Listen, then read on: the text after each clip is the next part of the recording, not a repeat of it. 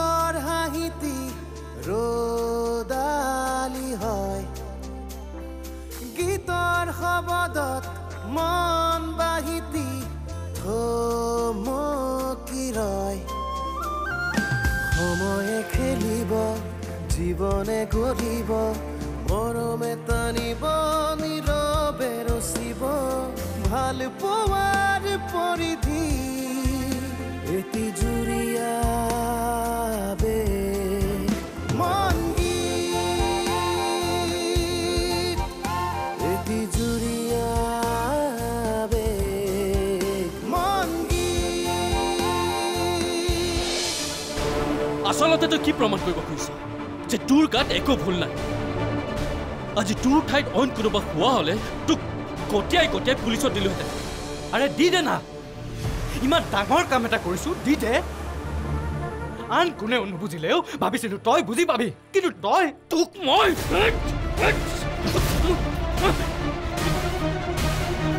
মন্দা মন্দা কি কৰিছে মন্দা এৰি দিয়কচোন মন্দা মন্দা মই আপোনাক ভৰি ধৰিছো কি হৈছে জিন্তু মোক কোৱাচোন মানে বৌ অৰ্ণৱ দাক মন্দাই ডিঙিত চেপি ধৰিছে মই আহি নোপোৱা হলে ঘটনা বহুত ডাঙৰ হল হয় বৌ কি মনে তেনেকুৱা কৰিছে মই মন্দাক এনেকুৱা ৰূপত কেতিয়াও দেখা নাই আজি মোৰ বৰ ভয় লাগিছে একো নহয় জিন্তু মই আছো নহয় মই গৈ আছো বৌ আপুনি আকৌ মন্দাক মই ফোন কৰা বুলি নক'ব নহ'লে মন্দাই আকৌ মোক জিন্তু তুমি চিন্তা নকৰিবা মই এতিয়া ৰাখিছো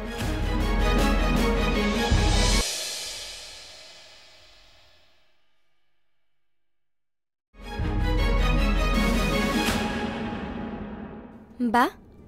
কি হ'ল মনে অৰ্ণৱৰ ওপৰত হাত উঠাইছে ঘটনাটো আৰু বেয়াৰ ফালে যোৱাৰ আগতে মই যাওঁ তই দেউতাক ভাতকেইটা দিবিচোন অৰ্ণৱ দাই সঁচাকৈ মোক বেয়া ভাৱেৰে অপহৰণ কৰিছিল নেকি নে কিবা অন্য কাৰণত মইতো তেওঁক জানো পৰিয়ালৰ বাবে আপোন মানুহৰ বাবে তেওঁ যিকোনো কামেই কৰিব পাৰে আমি ভবাৰ দৰে তেওঁ বেয়া মানুহ হ'লে মোৰ লগততো বহুত ঘটনা ঘটিব পাৰিলে হয় আৰু এই গোটেই ঘটনাবোৰ ঘটিল বাবেই আমাৰ দুইখন ঘৰৰে মানুহৰ মাজৰ ভুল বুজাবুজিবোৰো পৰিষ্কাৰ হ'ল বা আৰু ভিন্দৰ মাজৰ ভুল বুজাবুজিবোৰো আঁতৰি গ'ল নাই অৰ্ণৱ দা এনেকুৱা এটা পৰিস্থিতিত মই তেওঁৰ লগত থকাটো খুবেই দৰকাৰী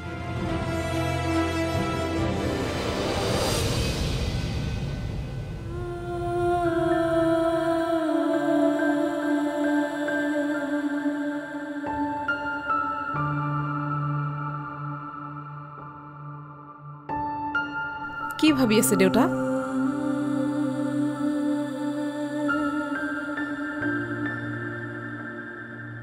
গীত কি ভাবিম আৰু আছো এনেই আপোনাৰ মনৰ সমস্যাবোৰ মই বুজিছো দেউতা কিন্তু এতিয়া মই আহি গলো নহয় সকলোবোৰ ঠিক কৰি দিম আপুনি চিন্তা নকৰিব মই এখন ঘৰৰ সকলোবোৰ সুখ শান্তি আকৌ ঘূৰাই আনিম দেউতা মাত্ৰ আপুনি ভাগি নপৰিব ধৰি লওক এতিয়া সকলোৰে বেয়া দিনবোৰ চলিছে কিন্তু মোৰ বিশ্বাস আছে ভাল দিনবোৰ আকৌ উভতি আহিব এতিয়া তোমাৰ ওপৰতে ভৰসা কি ঘৰখন ভাঙি যোৱাৰ আগতে সজাই পৰাই লোৱা মই বহু চেষ্টা কৰিছিলোঁ এতিয়া আৰু নোৱাৰো হ'ব দেউতা এতিয়া অলপ সময়ৰ কাৰণে এইবোৰ চিন্তা এৰি আহক ভাতকেইটা খাই লওক আজি আপুনি আৰু মনে ভাল পোৱাকৈ ৰান্ধিছো আহক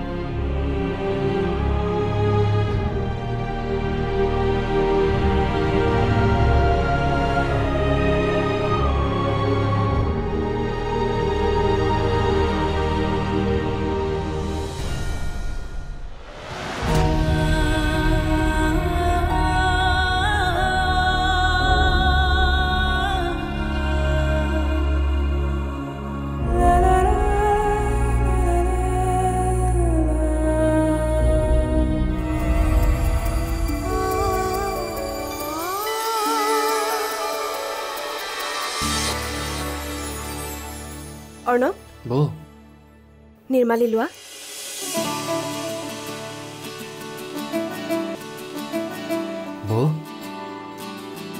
তোমাৰ হাতত মন্দিৰৰ থালখন দেখি মোৰ মনটো বৰ ভাল লাগিছে আচলতে জেঠাইলৈ মনত পৰি গ'ল জেঠাই থাকোঁতেহে মন বেয়া নকৰিবা অৰ্ণৱ এয়া লোৱা দিয়া মই ব্ৰেকফাষ্ট ৰেডি কৰিছোঁ আহিবা হ'ব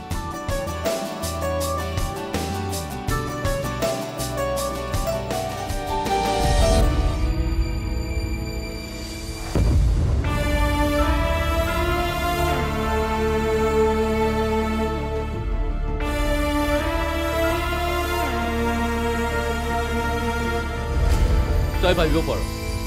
এই বিশাল সম্পত্তিৰ একমাত্ৰ অধিকাৰী মই আৰু মই যদি তোক একো নিদিওঁ তেন্তে তোৰ কি হ'ব এই পাগল এটা চাৰ্ট যদি আমি দুটাই ভগাই পিন্ধিব পাৰোঁ এযোৰ জোতা যদি আমি সলাই পিন্ধিব পাৰোঁ এই সম্পত্তি কি বস্তু আৰু শুন এইবোৰক লৈ মই একো চিন্তা নকৰোঁ আৰু তই যদি কিবা কয় এইবোৰ কথা ভাব তেন্তে মই আজিয়ে দেউতাৰ লগত আলোচনা কৰি তোৰ ভাগৰ সম্পত্তি তোৰ নামত লিখাই দিম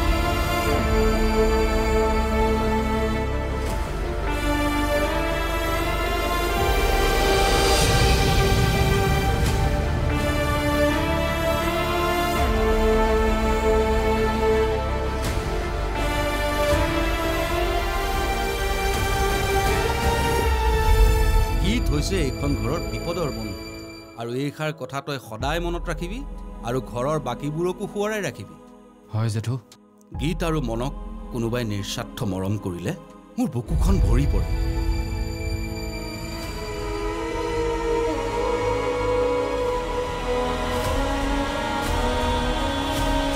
প্ৰণৱ দাৰো সময়ৰ কোনো ঠিকনাই নোহোৱা হৈছে কালি ৰাতি বহুত দেৰিকৈ ঘৰলৈ আহিছে আজি এতিয়া কলৈ গ'ল গমেই নাপাওঁ বৌ মোৰ মতে অৰ্ণৱ দাৰ গাত অকণো দুখ নাই কিবা এটা বেলেগ কৰিবলৈ যাওঁতে হয়তো কিবা এটা বেলেগ হৈ থাকিল আপোনাক ক'ব পাৰোঁ বাবেহে এইবোৰ কথা কৈছোঁ এনেকৈ হ'লে দেখোন কেতিয়াবা তোমাৰ মোৰ ওপৰত খং তুমি তেনেকৈ কিয় ভাবিছা তুমি জানা সি মোৰ তেজৰ নহ'লেও সি মোৰ ভাই বন্ধু সকলো আছিল পাপা আৰু মোৰ সকলোবোৰ ব্যৱসায় তাৰ হাতত এৰি দিছিল কিন্তু সি হ'ব মন এতিয়াও তোমাৰ খং উঠিয়ে আছে অলপ শান্ত হৈ কথাবোৰ ভাবা কি কৰিলে ভাল হ'ব নমস্কাৰ মই পদ্মৰাজ গোস্বামী আজি কিছু বছৰ বিৰতিৰ পিছত মই নতুনকৈ এখন ধাৰাবাহিকত এটা বেলেগ চৰিত্ৰত আপোনালোকৰ মাজলৈ আহিম ধাৰাবাহিকৰ নাম হৈছে অপৰাজিতা সোমবাৰৰ পৰা শনিবাৰলৈকে নিশা 9:30 বজাত আপোনালোকৰ প্ৰিয় চেনেল ৰঙত চাবলৈ পাব আপোনালোকে চাব কাৰণ মই যি ধৰণৰ চৰিত্ৰ অভিনয় কৰোঁ আপোনালোকে সদায় যি ধৰণৰ চৰিত্ৰত মোক দেখি আহিছে একেধৰণৰ চৰিত্ৰ কৰিছোঁ এইবাৰ বেলেগ হৈছে তো আপোনালোকে চাব আৰু আমাক মৰম দিব ধন্যবাদ ভাল পোৱাৰ পৰিধি এটি জুৰিয়াবে ভাল পোৱাৰ পৰিধি এটি জুৰিয়াবে বৌ আপুনি আহিল বাবেহে মন্দা আৰু ছাৰে আজি ভাতকেইটা খাইছে নহ'লে এইকেইদিন কাৰো খোৱা লোৱাৰ ঠিকনাই নোহোৱা হৈছে আৰু মোৰো এনেকৈ থাকি ভাল নলগা হৈছে দিয়কচোন বাৰু আৰু অৰ্ণৱ দাৰো সময়ৰ কোনো ঠিকনাই নোহোৱা হৈছে কালি ৰাতি বহুত দেৰিকৈ ঘৰলৈ আহিছে আজি এতিয়া কলৈ গ'ল গমেই নাপাওঁ বৌ মোৰ মতে অৰ্ণৱ দাৰ গাত অকণো দুখ নাই কিবা এটা বেলেগ কৰিবলৈ যাওঁতে হয়তো কিবা এটা বেলেগ হৈ থাকিল আপোনাক ক'ব পাৰোঁ বাবেহে এইবোৰ কথা কৈছোঁ আপুনি আকৌ বেয়া নাপাব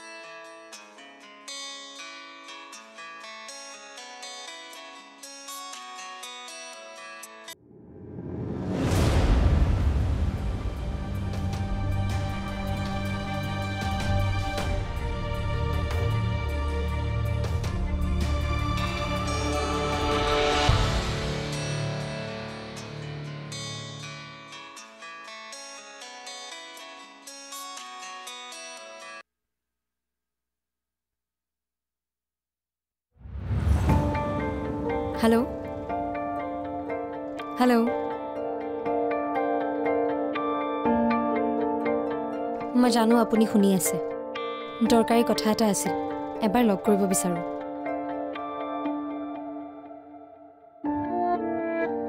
সময় আৰু কলৈ আহিব লাগে মেছেজটো চাই ল'ব। মই ৰৈ থাকিম।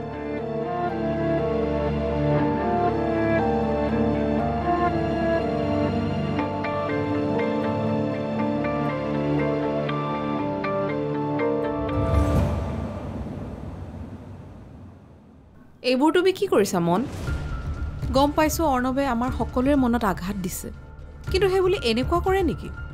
সেইখিনি সময়ত মোৰ কিয় ইমান খং উঠি গ'ল মই নিজেও নাজানো। ইমান খং কৰিলে কেনেকৈ হ'ব কোৱা মন? এনেকৈ হ'লে দেখোন কেতিয়াবা তোমাৰ মোৰ ওপৰত খং উঠে। তুমি তেনেকৈ কিয় ভাবিছা? তুমি জানা সি মোৰ তেজৰ নহ'লেও সি মোৰ ভাই বন্ধু সকলো আছিল। পাপা আৰু মোৰ সকলোবোৰ ব্যৱসায় তাৰ হাতত এৰি দিছিল, কিন্তু সি হ'ব মন, এতিয়াও তোমাৰ খং উঠিয়ে আছে। অলপ শান্ত হৈ কথাবোৰ ভাবা, কি কৰিলে ভাল হ'ব। মই একোৱে ভাবিব পৰা নাই জানানে। আমাৰ ঘৰখনত এনেকুৱা কাৰ বেয়া চকু পৰে যে এটা সমস্যা আঁতৰিলে আন 10টা সমস্যাৰ সৃষ্টি হয়। মই বৰ ভাগৰি পৰিছোঁ, একো এটা ভাল কথা মনলৈ নহা হৈছে। নাপায় মন, জীৱনটো এনেকুৱাই। আমাৰ চাৰিওফালে থকা মানুহবোৰৰ জীৱনত কেনেকুৱা ধৰণৰ ঘটনা ঘটি গৈছে সেয়া জানো তুমি জানা? সকলোৱে বিভিন্ন সমস্যাৰ আগত দৌৰি ফুৰিছে, কাৰণ সমস্যা আৰু সমাধানেই হৈছে জীৱনৰ উদ্দেশ্য। মই জানো সেইবোৰ কথা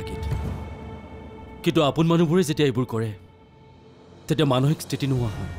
মানুহ দুৰ্বল হৈ পৰে, যিকোনো সমস্যাৰ মুখামুখি হ'বলৈ ধৈৰ্য নোহোৱা হৈ যায়। আমাৰ জীৱনত সেইবোৰ মানুহেই দুখ দিব পাৰে যিবোৰ মানুহ আমাৰ অতিকৈ আপোন। গতিকে এইখিনি সময়ত অধৈৰ্য হৈ নহয়, ভালদৰে ভাবি চিন্তি ডিচিশ্যন ল'বা। আমাৰ জীৱনত আজিলৈ যিবোৰ ঘটনা ঘটিছে প্ৰত্যেকটো ঘটনাৰ আঁৰত কিবা নহয় কিবা এটা কাৰণ আছেই মন। গতিকে এই ঘটনাটোৰ আঁৰতো নিশ্চয় কিবা এটা নিৰ্দিষ্ট কাৰণ থাকিবই, কাৰণ অৰ্ণৱৰ নিচিনা এটা জনা বুজা ল'ৰাই এনেকুৱা ধৰণৰ এটা কাম কিয় কৰিলে সেই কথাটোহে কিন্তু চিন্তা কৰিবলগীয়া। কিন্তু গীত চোৱা মন, দুখ কৰিছে যেতিয়া শাস্তি পাবই, কিন্তু এনেকৈ নহয়। মই কোৱা কথাবোৰ তুমি এবাৰ ভাবি চাবাচোন। তোমাক মই এনেকৈ কেতিয়াও পোৱা নাই মন, গতিকে ভয় লাগে যদি তোমাক আকৌ হেৰুৱাওঁ। তেনেকৈ কিয় ভাবিছা? মই সদায় তোমাৰ কাষতে আছো। বাৰু এইবোৰ কথা বাদ দিয়া, কিবা এটা খাই ল'বা ব'লা। তোমাৰ এইকেইদিন খোৱা বোৱাবোৰ বহুত খেলি মেলি হৈছে। চেহেৰাটো দেখিছা নিজৰ? মোৰ একেবাৰে খাবলৈ মন নাই। মই বনালেও নোখোৱা নেকি?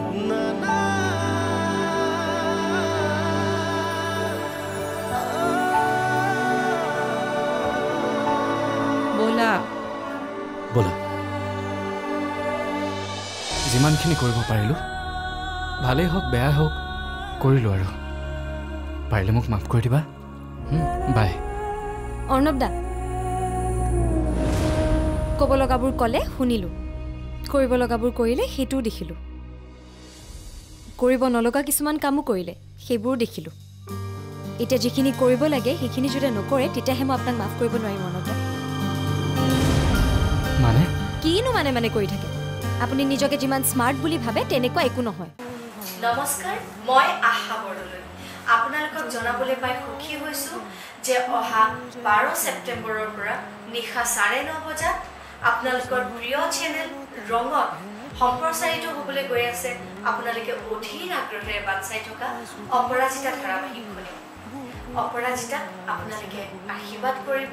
আৰু মৰম কৰিব, আৰু সদায় অপৰাজিতাৰ কাষত সাহস হৈ ৰ'ব, যাতে অপৰাজিতা জীৱনৰ প্ৰত্যেকটো যুদ্ধত জয়ী হ'ব পাৰে। গতিকে চাবলৈ নাপাহৰিব অপৰাজিতা, প্ৰত্যেক সোমবাৰৰ পৰা শনিবাৰলৈ নিশা 9:30 বজাত আপোনালোকৰ প্ৰিয় চেনেল ৰঙত। ভাল পোৱাৰ পৰিধি এটি জুৰিয়াবে, ভাল পোৱাৰ পৰিধি এটি জুৰিয়া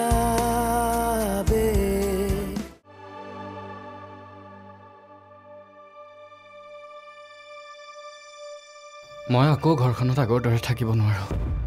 পৰিয়ালটোৰ শান্তিৰ বাবে যিখিনি কৰিলোঁ এতিয়াতো মোৰ আৰু একো কৰাৰ অধিকাৰ নাই মই গাঁৱৰ ঘৰলৈকে উভতি যাম তাতে থাকিম মোক আৰু একো নালাগে মই কাৰো আপোন হ'ব নোৱাৰিলোঁ যেতিয়া এতিয়া আৰু মোৰ একো আশা নাই মই যামগৈ কাকোৱে বুজাব নোৱাৰিলোঁ কিন্তু ভগৱান আছে যদি মই ভুল কৰিলোঁ তেনেহ'লে শাস্তি এয়াই যে মই সকলো ত্যাগ দি মই গুচি যাম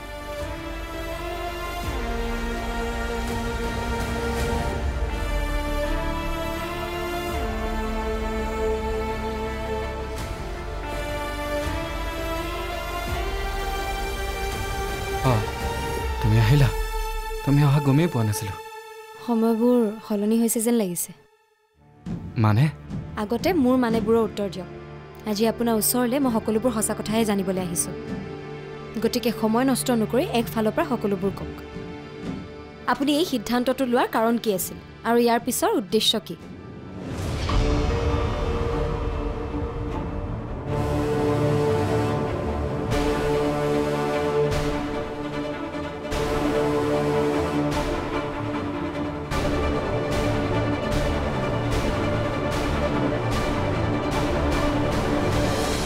মই এটা সিদ্ধান্ত লৈছোঁ